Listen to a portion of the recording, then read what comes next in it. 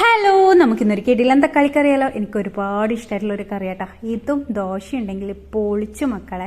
എന്നാൽ പിന്നെ ഇത് ഉണ്ടാക്കൽ എങ്ങനെയാണെന്ന് നോക്കിയാലോ. അതിന് വേണ്ടി ഞാൻ ആദ്യം തന്നെ മൺചട്ടി എടുത്തിട്ടുണ്ട്. അതിലേക്ക് ആവശ്യത്തിന് വെളിച്ചെണ്ണ ഒഴിച്ചു കൊടുക്കുന്നത്. അതൊന്ന് ചൂടായി വരുന്ന ടൈം നിങ്ങൾക്ക് വേണമെങ്കിൽ കടുക് ഇട്ട് കൊടുക്കാം. ഞാൻ കടുക് ഇട്ട് കൊടുക്കുന്നില്ല. ഇനി ഒരു മീഡിയം സൈസ് ഉള്ളി നീളത്തിലായിരുന്നത് ഇട്ട് കൊടുക്കുന്നുണ്ട് കേട്ടോ.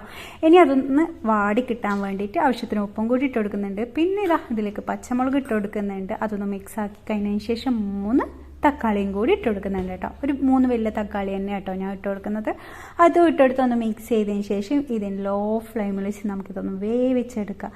അങ്ങനെ തക്കാളി ഉള്ളിയൊക്കെ വാടി കിട്ടിയിട്ടുണ്ട്. കൂടുതലായിട്ട് ഇത് ഉടയേണ്ട ആവശ്യമൊന്നും ഇല്ല കേട്ടോ.